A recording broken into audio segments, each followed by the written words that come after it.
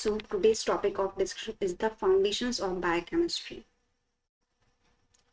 यदि तुम्हें बायोकेमिस्ट्री पढ़ना है या तुम जानना चाहते हो बायोकेमिस्ट्री होता क्या है, तो उसके लिए हमारे पास ये 5 डिसिप्लिन्स ऑलरेडी रेडी हैं जो कि तुम्हें जानना जरूरी है ताकि तुम्हें प्रॉपर नॉलेज हो सके बायोकेमिस्ट्री का। तो पहला जो फाउंडेशन है वो है सेल्यूलर फाउंडेशन। दूसरा जो फाउंडेशन है, पहला फाउंडेशन हमारे पास है सेल्यूलर, दूसरा है केमिकल फाउंडेशन, तीसरा physical, fourth one is the genetic and fifth one is the evolutionary foundation. तो in this lecture we will focus only on the cellular foundation. So for cellular foundation, what is cellular foundation? Define कैसे करोगे कि cellular foundation होता क्या है?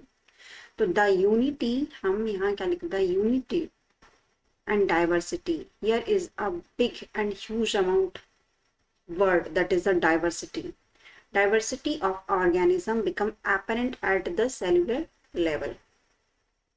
तो ये diversity आई कहाँ से? पहले तो ये डाइवर्सिटी नहीं थी, इतनी डाइवर्सिटी कैसे आ गई? तो इस डाइवर्सिटी को डिफाइन करने के लिए सेल जो होती है, जो सेल्यूलर फाउंडेशन, वो सामने आया और उसने बताया कि हाँ डाइवर्सिटी ऐसे आई है। तो उसी डाइवर्सिटी या उसी यूनिटी के बारे में डिफाइन करता है cellular foundation at the cellular level. इसमें सिर्फ और सिर्फ सेल की स्टडी की जाएगी on the basis of only and only cell. तो on the basis of cell organisms, on the basis of cell, organisms can divide into two categories. Organisms can divide into two categories. We all are organisms. Bacteria are also an organism, and even a plant also an organism.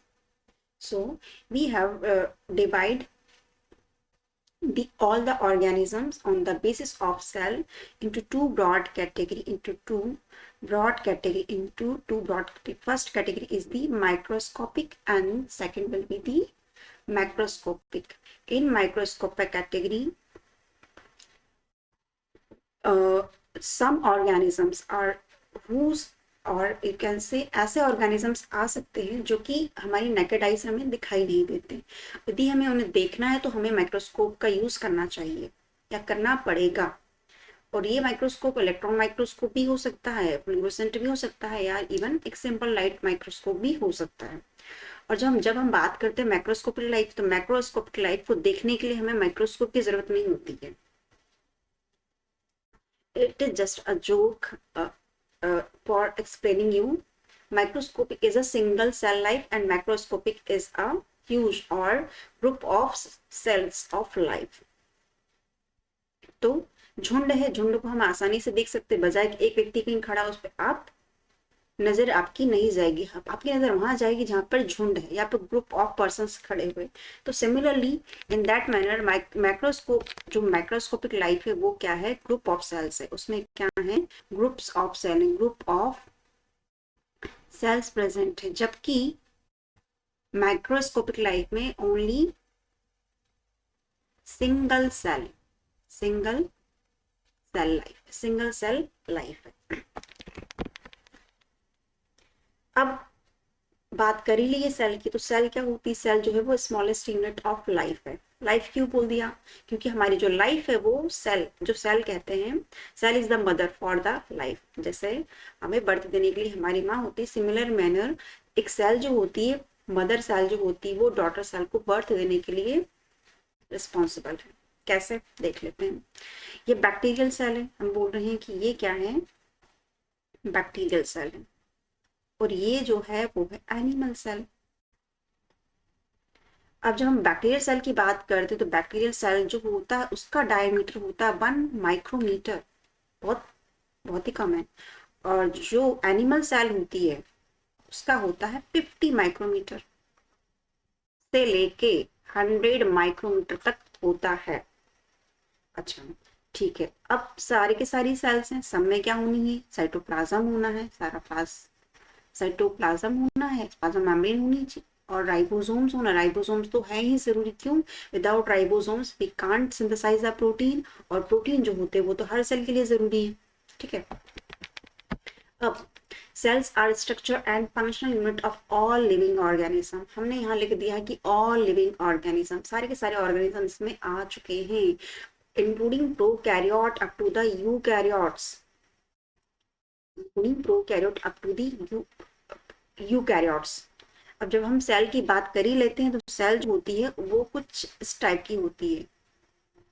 तो जब हम cell को बनाएंगे तो cell कुछ इस type का structure draw करेंगे।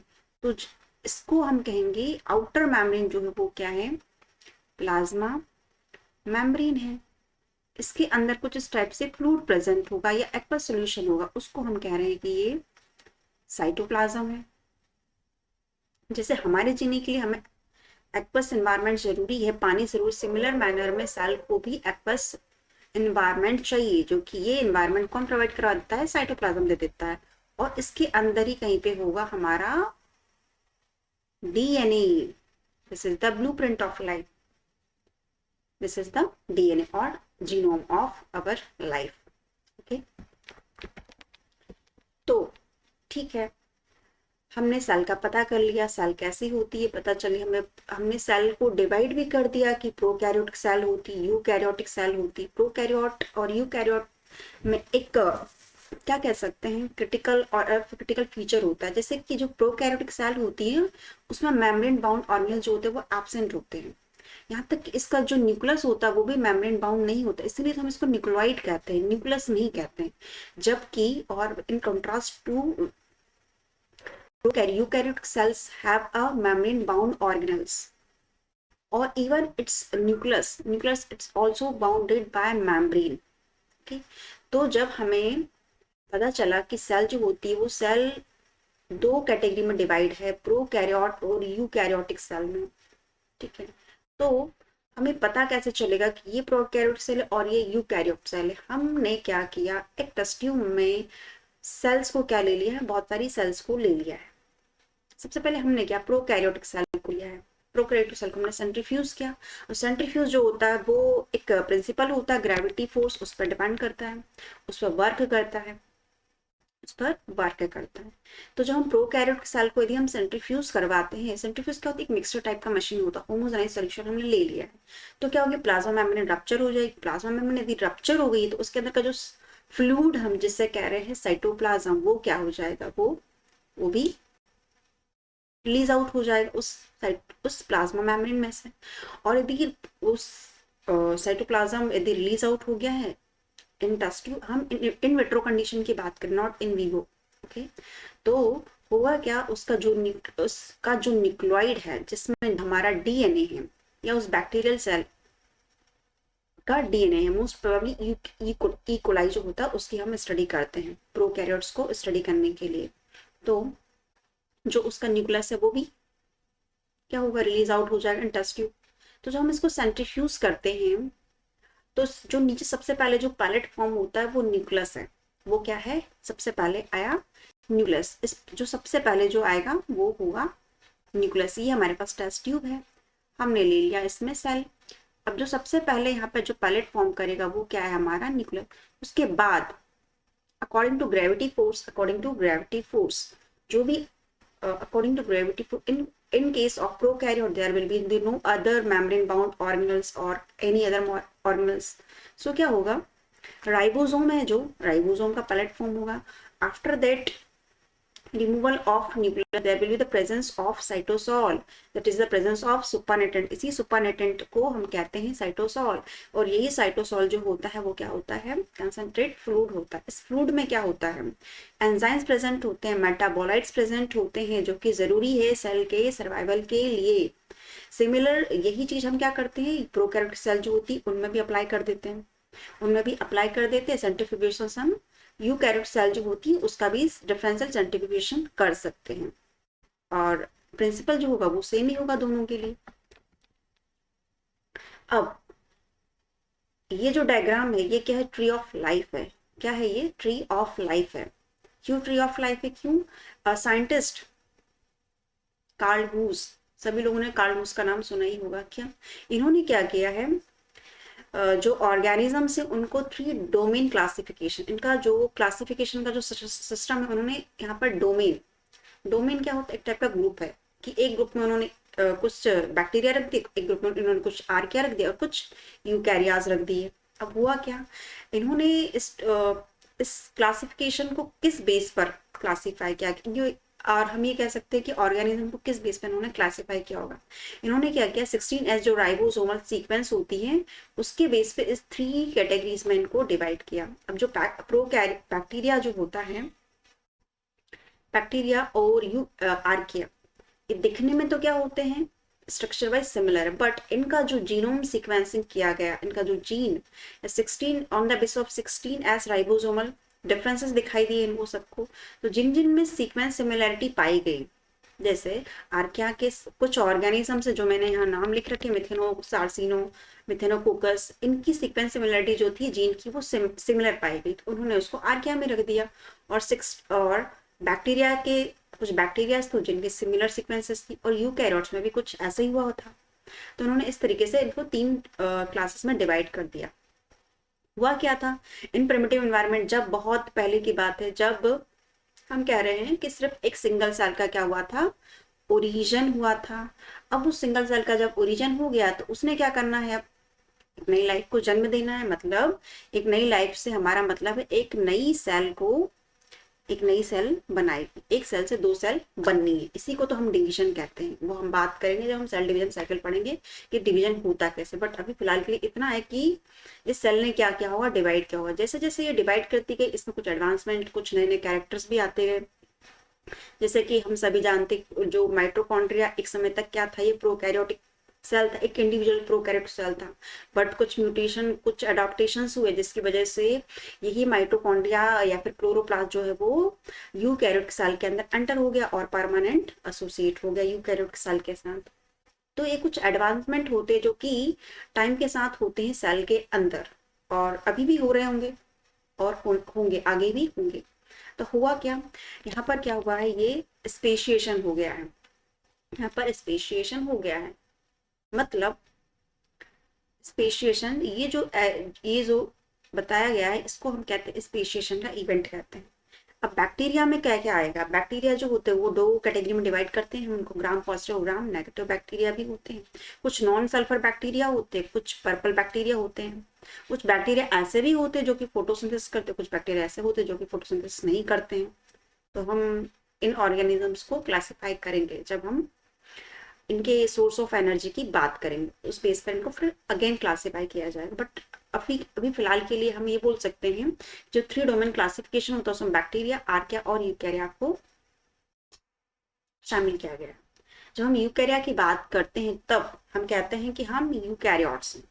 Plants are also eukaryotes, fungi also eukaryotes, slime mould and amoeba, flagellates, trichomonads, microsporidia, diplomonads. सुनने से ऐसा लगता है कि देखो इनको भी कहाँ होना चाहिए, बैक्टीरिया यू या फिर आर्किया कैटेगरी में होना चाहिए, बट क्यों बैक्टीरिया और आर्किया में इनको क्यों नहीं रखा गया है, डिप्लोमोनार्ड्स, ट्राइकोमोनार्ड्स को, एंड अमीबा को? क्यों? क्योंकि इनके पास कैरेक्टर है यूकैरियोट्स का, और वो कैरेक्टर क्या है, इनके पास है मेम्ब्रेन बाउंड ऑर्गेनेल्स प्रेजेंट है, इनका न्यूक्लियस भी जो है वो ट्रू न्यूक्लियस है, फॉल्स न्यूक्लियस इनका नहीं है। ओके, तो there are 2 broad category based on energy source. तो हमारे पास एनर्जी सोर्स है, उसके बेस पे हम ऑर्गेनिजम्स को क्या करेंगे, क्लासिफाई करेंगे कि किस ऑर्गेनिज्म को किस कैटेगरी में होना चाहिए। जैसे कि प्लांट हैं, एनिमल्स हैं जो कि फेमस हैं, जिनको हम जानते हैं। हम क्या हैं, हम हेटरोट्रॉफ हैं, प्लांट जो है ऑटोट्रॉफ्स हैं। इतना तो हमें पता है, बट हमने इनको क्लासिफाई कैसे किया, on the basis of energy source. तो फोटोट्रॉप्स, जो ऑर्गेनिजम्स लाइट से एनर्जी लेंगे, रिमेंबर लेंगे, वो क्या होंगे, फोटोट्रॉफ। और जो ऑर्गेनिजम्स केमिकल को ऑक्सीडाइज करके एनर्जी लेंगे वो होंगे कीमोट्रॉफ्स। अब हम क्या कर रहे हैं, कीमोट्रॉफ और फोटोट्रॉफ को फर्दर डिवाइड करेंगे। क्यों डिवाइड करेंगे फर्दर, इसलिए क्योंकि कुछ ऑर्गेनिज्म जो होंगे वो कार्बन डाइऑक्साइड CO2 को ऑक्सीडाइज्ड करेंगे, और कुछ ऑर्गेनिज्म जो होंगे वो इनऑर्गेनिक कंपाउंड्स को ऑक्सीडाइज करके एनर्जी, अपने आप को एनर्जी देंगे या फिर एनर्जी लेंगे। तो फोटोट्रॉफ जो होते हैं उनको हमने अगेन और फर्दर डिवाइड किया है दो कैटेगरी में, photo autotroph and hetero autotroph. Photo autotroph क्यों? क्योंकि ये फोटो ऑटोट्रॉफ और फोटो हेटरोट्रॉफ, फोटो ऑटोट्रॉफ जो होते हैं, यहाँ पर हमने पिक्चर दिखाया है साइनोबैक्टीरिया का। साइनोबैक्टीरिया क्या करता है, इसके पास एक फीचर होता है जो कि सभी प्लांट्स में भी होता है, क्या? फोटोसिंथेसिस। फोटोसिंथेसिस कर सकता है, मतलब अपना एक खुद का फूड जो है वो खुद बना सकता है। यहाँ पर नीचे एक और पिक्चर दिया जहाँ पर हमने यहाँ पर वेस्कुलर प्लांट को शो किया। वेस्कुलर प्लांट क्यों? वेस्कुलर जैसे हमारे अंदर ब्लड कैपिलरीज होती हैं, ब्लड को पूरी बॉडी में सर्कुलेट करने के लिए, सिमिलर मैनर में प्लांट के पास क्या होता है, वेस्कुलर सिस्टम होता है, जिससे कि पूरे होल प्लांट में क्या होता है, जो इसे न्यूट्रिएंट्स चाहिए वो इसको मिल जाने हैं। हमने यहाँ पर हेटरोट्रॉफ्स बना रखा है। हेटरोट्रॉफ में हमने यहाँ पे कुछ हेलियोबैक्टीरिया रखे, हेलियोबैक्टीरिया, और कुछ most green non sulphur bacterias रख रखे हैं। तो हेटरोट्रॉफ की कैटेगरी में आते हैं। क्यों? क्योंकि ये ऑर्गेनिक कंपाउंड जो है दूसरों पर डिपेंड है। कहने का मतलब है खुद अपना फूड नहीं बना सकते, जैसे कि हम अभी दूसरों पर डिपेंड, हम अपना फूड खुद प्रिपेयर नहीं कर सकते, बट हम हमारा फूड को खुद ऑक्सीडाइज जरूर कर सकते हैं। मतलब कहने का मतलब है हम अपने फूड को डाइजेस्ट जरूर कर सकते हैं। उसके लिए हमें किसी की जरूरत, रिक्वायरमेंट नहीं होती, बस करना ये होता है कि हमें खाना पड़ेगा। अब जो कीमोट्रॉफ्स है उनको भी हमने दो कैटेगरी में डिवाइड किया, कीमो ऑटोट्रॉफ और chemo heterotroph. Chemo autotroph and chemo heterotroph. कुछ ऐसे भी ऑर्गेनिजम्स हैं कीमोट्रॉफ्स में जो कि एनवायरनमेंट में ऑक्सीजन, CO2 जो इनका रिक्वायरमेंट वो इन्हें मिल जाए और ये अपना खाना खुद बना लेंगे।